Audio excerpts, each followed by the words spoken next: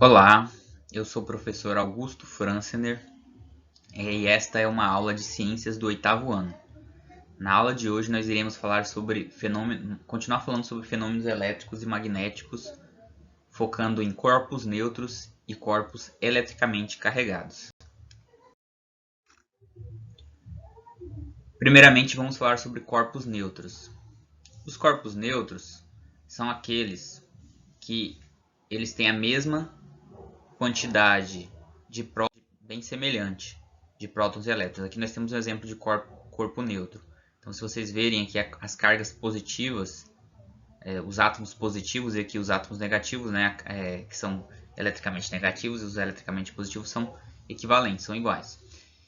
Lembrando que isso, né, essa questão do corpo neutro, inicia-se no átomo. Cada átomo, que é representado por cada mais e menos aqui, ele pode ser neutro também. Normalmente ele é neutro, né? Então ele vai ter o mesmo número de prótons e elétrons. Então ele pode mudar isso aqui, pode ter mais prótons, pode ter menos elétrons, tá? O próton sempre vai ser igual, nunca vai mudar.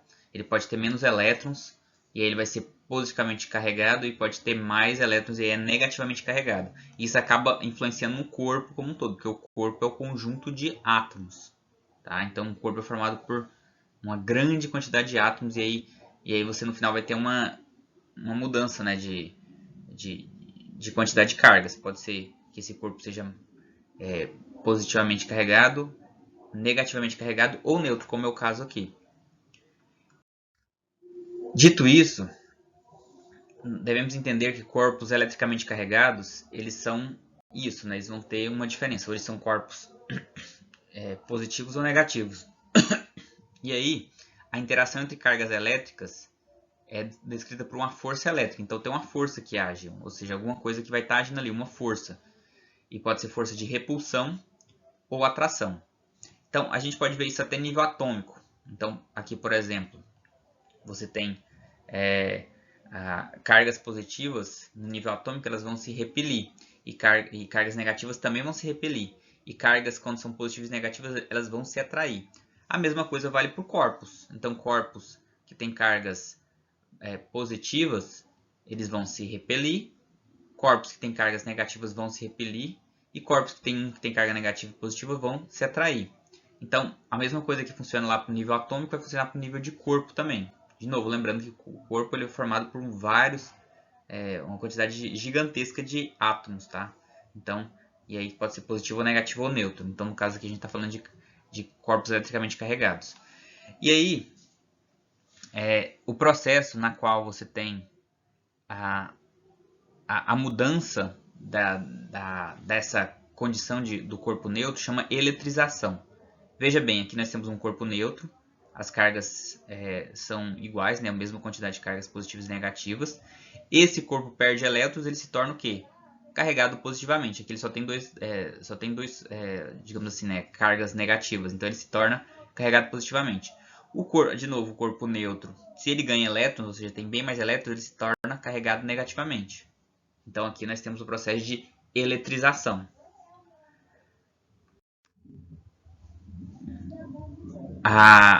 Essa eletrização, né, então aquilo que eu já falei, se ele perde elétrons, ele se torna carregado positivamente, se ele ganha elétrons, ele se torna carregado negativamente. Então está aqui de novo mostrando esse processo de eletrização. E aí finalmente alguns exemplos dessa questão de corpos eletricamente carregados. Os corpos podem ficar eletricamente carregados por três formas: pelo atrito, pelo contato ou pela indução. No atrito, havíamos falado disso na aula passada, por exemplo, você pega uma lã, um pedaço de lã que é neutro e esfrega num pedaço de vidro, você faz essa, que também é neutro, os dois são neutros, percebam, e você esfrega um no outro, e aí o que vai acontecer? Pelo atrito, o vidro fica positivo e a lã fica negativa. Pelo contato, é só pelo encostar. Aqui perceba que encostou sim, mas teve uma movimentação forte. No caso do contato, ó, você tem um corpo neutro, que é o corpo A, você tem aqui um corpo negativo, que é o B, você toca e aí os dois se tornam neutros. Esse aqui um pouco menos, mas esse aqui se torna neutro também. Então, isso é pelo contato. E aí você tem a indução. A indução não tem contato, mas você tem um processo que induz isso.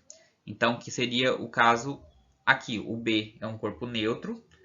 E aí você tem um indutor, que é negativo, tem um corpo eletricamente carregado negativamente. Você chega perto do B e aí faz com que as cargas negativas elas vão para o outro lado e as cargas positivas vêm para cá. Então, e aí por quê? Porque as cargas positivas são atraídas pelas cargas negativas. Então isso é a indução. E aí, um exemplo dessa indução bem famoso é o raio, tá? Então aqui o raio que acontece? Você tem as nuvens, um dia de chuva, e aí elas começam a se distribuir as cargas. De que forma? As positivas elas ficam mais acima, no alto da nuvem, e as negativas mais abaixo. Por que isso? Porque aqui na Terra, tudo na Terra é carregado positivamente. Aqui na Terra tudo, ó, a árvore, o para-raio, você, o chão. Então o que vai acontecer? Por ter muita carga positiva aqui, a nuvem, as cargas negativas, elas se concentram aqui na parte de baixo. E quando acontece que essa carga consegue passar o céu, né? Porque o céu é um isolante, mas ela consegue romper isso e aí dá o raio. Tum, deu o raio. E aí ele atinge, por exemplo, para-raio, uma árvore, que é muito comum, ou uma pessoa, quando é um acidente. Então por quê? Porque ele está atrás de uma carga positiva, então ele vai ser descarregado aqui. Então isso acontece pelo processo de indução e depois essa descarga, que é o raio. Então é assim que acontece o raio. Então é isso, pessoal. Espero que vocês tenham entendido essa aula. Espero vê-los numa próxima aula. Fiquem com Deus.